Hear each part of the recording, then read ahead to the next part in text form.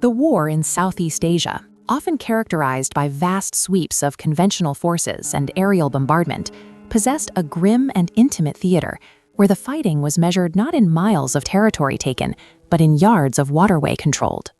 This was the Mekong Delta, a sprawling, serpentine geography, often described by those who fought there as a wet, green labyrinth. It was the operational focus of the U.S. Navy's Brown Water Fleet, Task Force 116, a force designed not for the open ocean, but for the relentless, sluggish flow of the tributary system. To the men who piloted the specialized craft, the region was an endless vista of muddy water, triple canopy jungle, and hidden threats. The Delta's ecology provided perfect sanctuary. It was a 25,000 square mile maze where the primary infrastructure was water, a network of canals, rivers, and arroyos that braided through dense mangrove and nipa palm thickets. These were the logistics arteries of the Viet Cong, untouchable sanctuaries where rice, ammunition, medical supplies, and replacements flowed freely from Cambodia and the coastal infiltration points southward into the population centers. It was against this impenetrable, waterlogged fortress that the Navy was tasked to interdict, a mission requiring patrols into the dreaded Forbidden Zones. The vehicle central to this effort was the Patrol Boat River, universally known as the PBR. Unlike traditional naval craft, the PBR was deliberately low profile, a 31-foot fiberglass hull designed for speed and shallow draft. Its power source was revolutionary for the time, twin jacuzzi pumps propelling water jets. This configuration eliminated the exposed propellers and rudders that would otherwise foul instantly in the weed-choked waters, allowing the PBR to glide, pivot, and accelerate with astonishing speed. The engine screamed, a deafening blur of speed and vibration that he fought to ignore, his knuckles white against the sun-blasted rail. Structurally, the PBR was a floating fortress built entirely around firepower. Each boat typically carried a crew of 4, centered around a devastating array of linked weaponry. The forward cockpit mounted twin .5 caliber machine guns, devastating instruments capable of tearing through light cover and inflicting massive damage. Additional M60 machine guns were positioned amidships and aft, creating a continuous arc of fire around the vessel. Armor was minimal. Steel plating was often bolted onto gun positions, offering only token protection against concentrated small arms fire, a grim acknowledgement that in this environment, speed and aggression were the only true defense. The atmosphere of a Delta patrol was a constant assault on the senses. The air was a suffocating blanket of equatorial humidity, rarely dropping below 90% saturation, causing gear and flash alike to perpetually stick and chafe.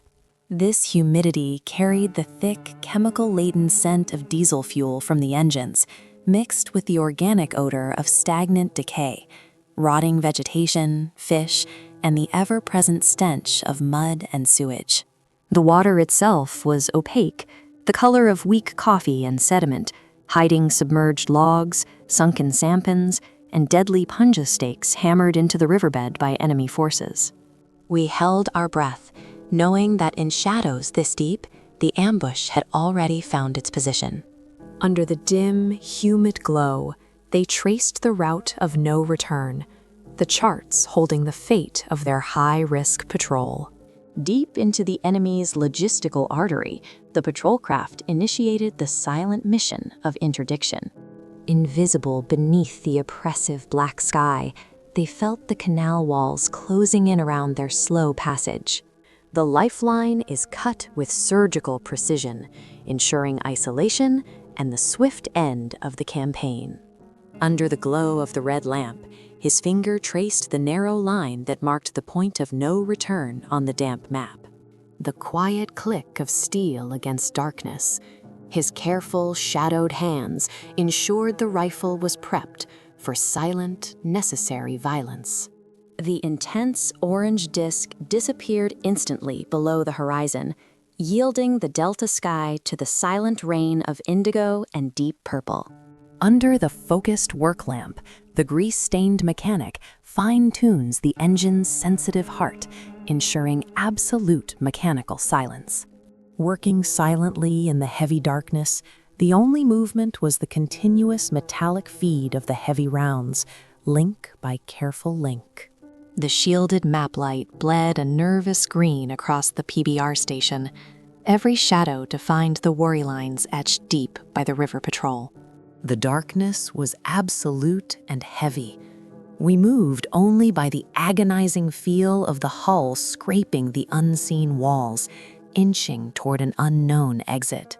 The required minimum thrust was held in a grip of cold sweat, every nerve dedicated to absolute, agonizing stillness. Slowly, painfully, the hull chewed its way forward, a low, wet scrape against the gnarled teeth of the riverbank. That sound was too close. Frozen mid-step, the crewmen listened into the impenetrable darkness, every nerve agonizingly focused on the slightest sign of movement. The heavy, oppressive dark of the deep jungle closed in. Every meter forward was an agonizing fight against the suffocating green wall. The jungle fought back immediately. Sharp, wet fronds clawed across the glass, painting the viewport with mud and obscuring our flight line. Wet vines strain under the macro lens, holding the cold steel barrel of the M60 in the jungle's stubborn, choking embrace. The river breathed a toxic mixture of diesel exhaust and swamp gas, a dense chemical haze that choked the narrow passage. The sailors navigated primarily by radar and intuition, watching the greenish glow of the scope for any unusual shapes, the distinct outline of a hidden bankside bunker, or the low rectangular profile of a laden sampan moving silently across the screen. The rule of engagement was simple: wait until the target was confirmed, wait until the PBR was past the point of immediate evasion, and then unleash overwhelming fire at point-blank range. When contact was made, it was abrupt, violent, and utterly deafening after hours of enforced silence.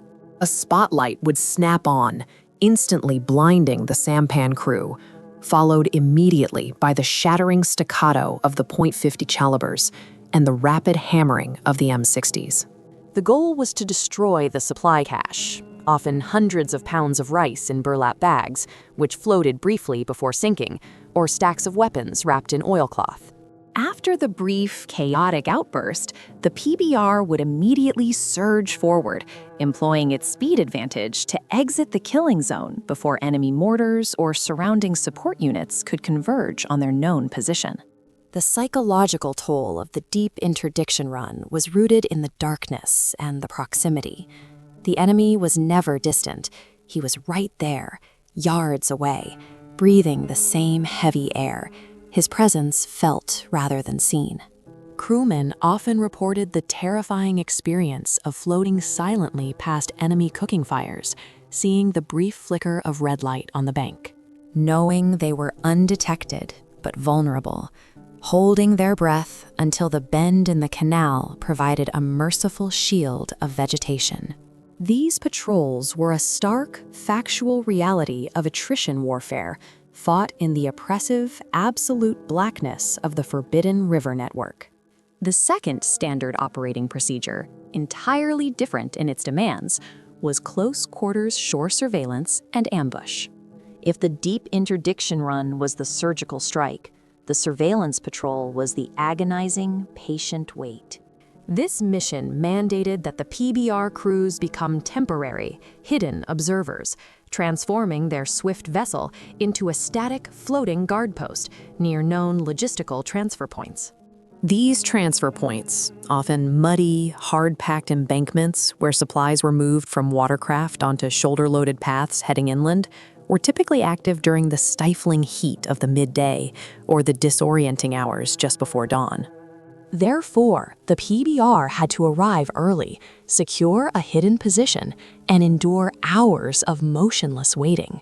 The PBR would ease into a small tributary or pull alongside a particularly dense stand of vegetation, often a curtain of water hyacinth or thick mangrove roots. The engines were completely shut down, leaving only the humid silence and the natural sounds of the delta. This was the most physically taxing part of the mission. The heat was crippling. By 10 in the morning, the temperature inside the fiberglass hull, baking under the direct tropical sun, could exceed 110 degrees Fahrenheit. The air was completely still, offering no relief. The crew, confined to small spaces within the vessel, had to remain absolutely silent and motionless. Any rattling of gear, any loud cough, or even a sudden shift of weight could carry far across the stagnant water. The insect life was a relentless, tormenting enemy. Swarms of tiny, biting gnats hovered around the exposed flesh. Giant, buzzing horseflies landed heavily on uniforms, requiring enormous willpower to avoid swatting them away. Mosquitoes, thick as clouds, delivered their painful, insistent payload, carrying the constant threat of malaria. Leeches, often dropped from overhanging branches, attached themselves instantly to exposed skin or crawled through the drain holes onto the deck. The sensory experience was one of stifling immobility and constant, irritating biological assault. Crew members took shifts monitoring the shore, using powerful binoculars and sometimes rudimentary night vision equipment. The focus was on micro-observations, the shifting of water hyacinth, the faint echo of voices or movement in the dense undergrowth, or the subtle glint of metal on the distant bank. Every single piece of intelligence required exhaustive patience. Hours would pass where nothing moved but the slow, heavy drip of condensation from the cooling metal. When the enemy finally appeared, often a small team of VC moving swiftly and efficiently, or a string of loaded sampans being pulled silently into position, the ambush required precision. The sailors had to transition instantly from enforced tranquility to explosive violence. The PBR's machine guns would wait until the targets were fully committed to the transfer point, maximizing the logistical disruption. The sudden ignition of the PBR's engine, used to shift slightly for better firing angles, combined with the shock of concentrated automatic fire, was designed to create immediate panic and heavy casualties. Unlike the nighttime interdiction, where the mission was pure destruction, the ambush often involved briefly securing the area to inspect documents or captured material, requiring sailors to step onto the treacherous, slippery mudbanks under extreme duress, always anticipating a delayed counterattack or the explosion of a hidden booby trap. The surveillance patrol was a test of endurance, where victory belonged not just to the better armed, but to the crew that could withstand the silent psychological pressure and the environmental torment of the Delta's heart. A third mission archetype, demanding maximum crew coordination and raw, aggressive speed, was the coordinated river sweep. These were missions of deliberate provocation, designed not to sneak past the enemy, but to confront entrenched defenses head-on and destroy them through overwhelming application of force.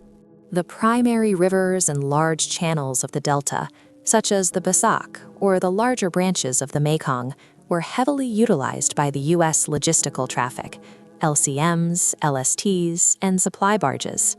However, the banks of these major arteries were routinely fortified by the Viet Cong with hidden heavy machine gun nests and recoilless rifles, aiming to harass and disrupt the larger, slower supply convoys.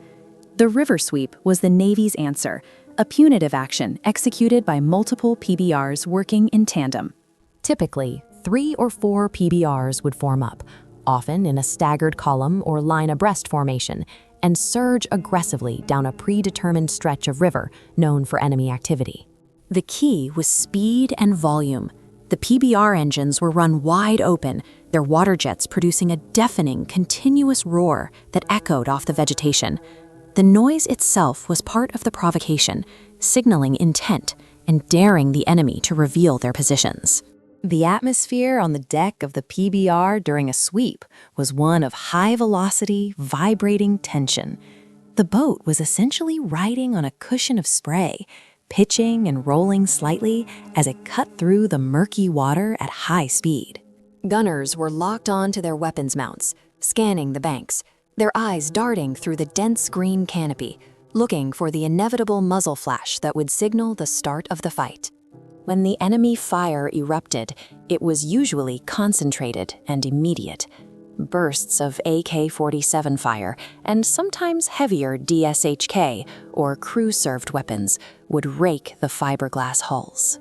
The sound of rounds impacting the boat was unique, a sharp metallic ringing against the armor plates, or a nasty wet thud into the unarmored hull or superstructure. The instant enemy positions were fixed, identified by the smoke or flash of their weapons. The coordinated response was unleashed.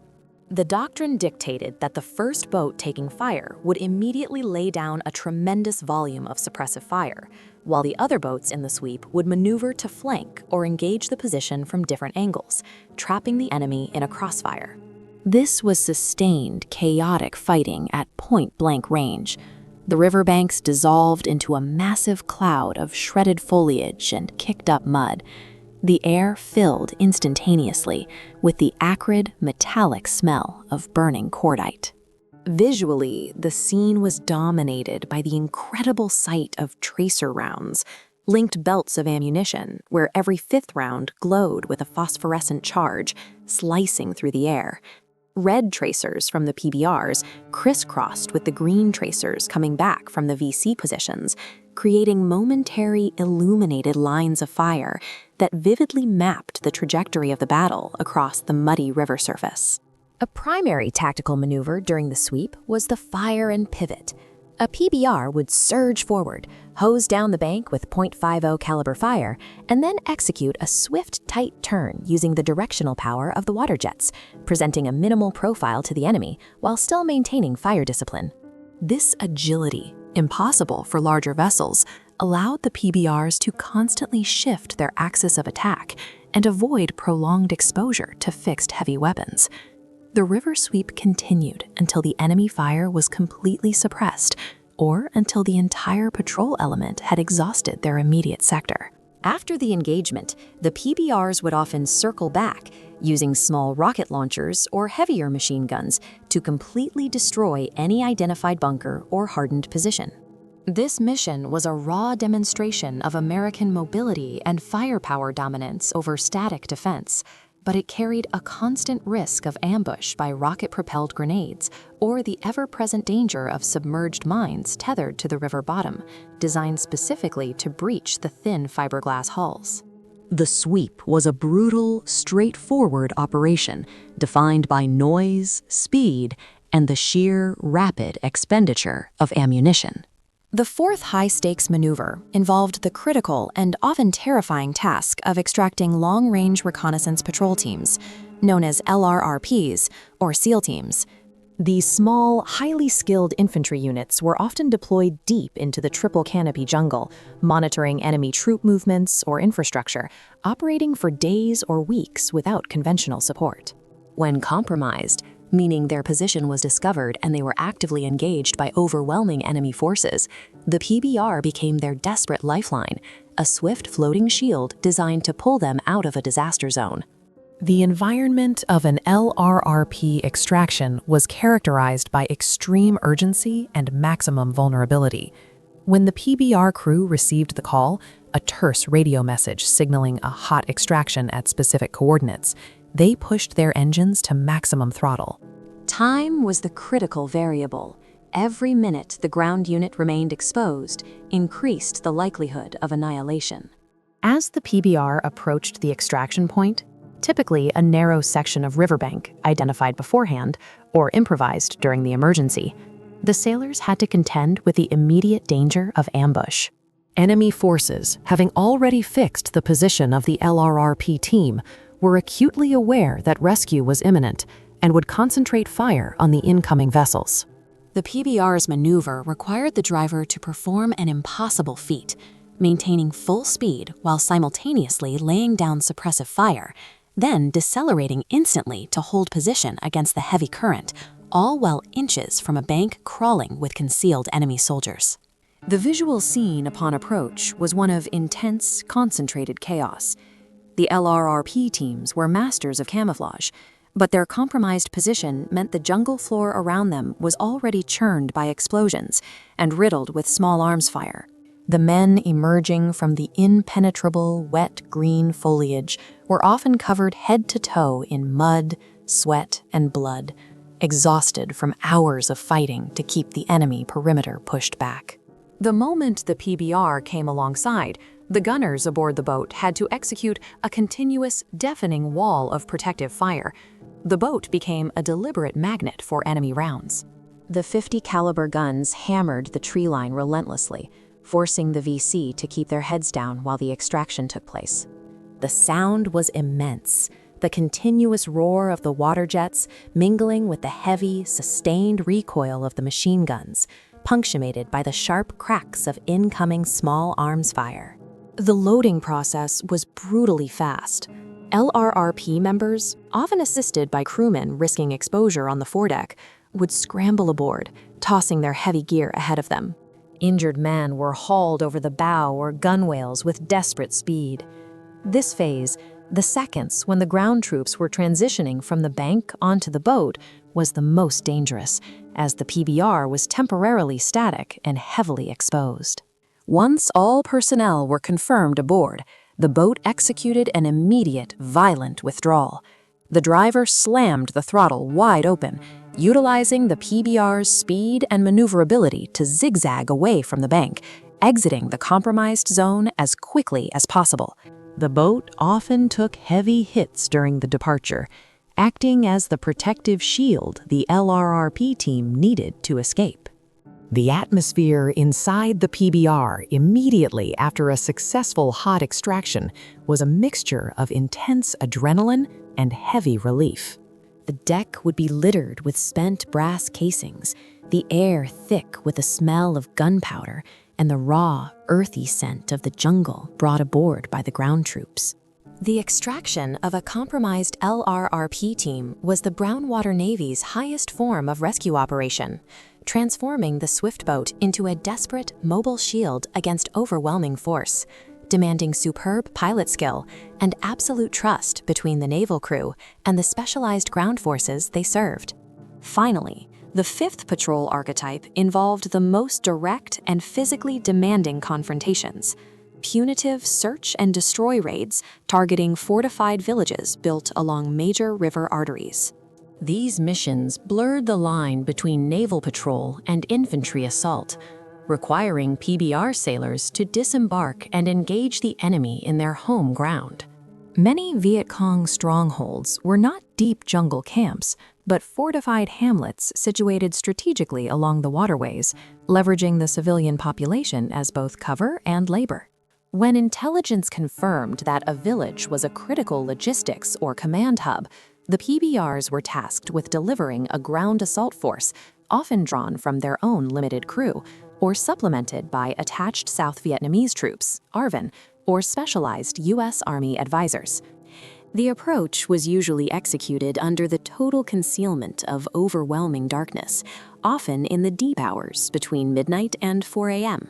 Unlike the subtle interdiction runs, the final approach to the village landing zone was often fast and aggressive, using sound and speed to achieve tactical surprise.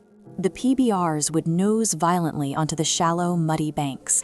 The roar of the water jets suddenly silenced as the engines were cut, creating a moment of disconcerting stillness that was immediately broken by the clatter of disembarking soldiers.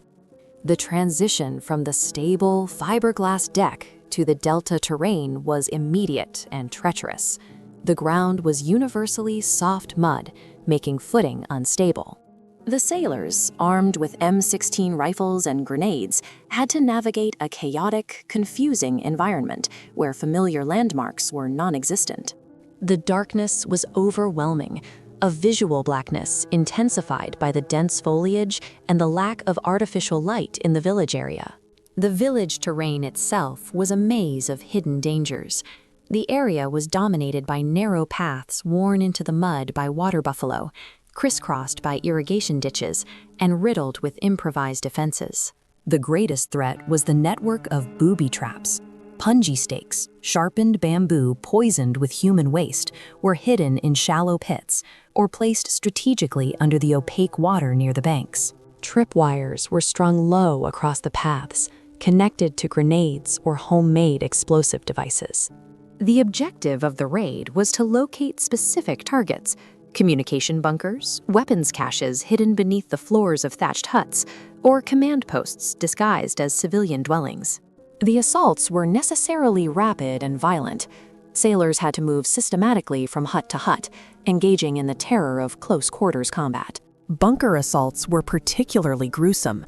These reinforced positions, often built into the embankment using packed earth and heavy timber, required the use of hand grenades and sometimes specialized demolition charges.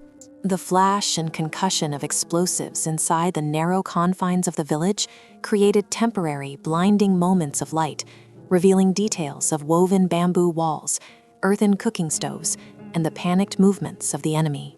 The psychological dimension of the search and destroy raid was the inherent ambiguity of the enemy. Distinguishing between genuine combatants and frightened civilians in the pitch black was often impossible, leading to heartbreaking and tragic outcomes. The noise and fear of the engagement were amplified by the close proximity of the fighting. Every shout, every burst of automatic fire, every explosion felt immediate and personal. The raid culminated when the designated targets were destroyed, or when overwhelming enemy resistance forced a tactical withdrawal. The final phase was the scramble back to the PBRs, often carrying casualties, navigating the same treacherous, booby-trapped ground under continuous harassing fire. The swift boats, having acted as transports, now transformed back into mobile fire bases, laying down suppressing fire to cover the re-embarkation. The mission was not simply about destruction. It was about demonstrating that the Navy could project power directly onto the banks of the Forbidden Zone, denying the enemy the sanctuary of their own terrain. These raids into the Delta's fortified hamlets represented the grim, factual reality of asymmetrical warfare, fought not just on the water, but in the overwhelming darkness and dense terrain of the enemy's core logistics base. These 5 patrol archetypes, deep interdiction, shore surveillance, river sweep, LRRP extraction, and search and destroy, formed the core tactical playbook for the U.S. Brownwater Navy in Vietnam. They were executed daily across thousands of miles of hostile waterway, fundamentally challenging the Viet Cong's previously untouchable dominance of the Delta's logistics system. The PBR, that low-slung, fiberglass hull, was the essential instrument of this conflict. It was vulnerable, loud, and demanding, yet its speed, agility, and heavy concentration of firepower allowed a small crew of 4 men to operate effectively against an unseen, omnipresent enemy embedded in the terrain. The war fought on the Mekong was a war of constant tension, immense environmental hardship, and sudden, shocking violence. It was a point-blank, continuous engagement with the grim, factual reality of asymmetrical combat, fought on the opaque, deadly water of the Forbidden Zone, where victory was measured simply by surviving the night and returning, smelling of diesel, river mud, and expended cordite, to do it all again at dawn. The legacy of the Brownwater Navy lies in its successful, though costly, denial of sanctuary, transforming the Delta's quiet waterways into contested, burning rivers of war.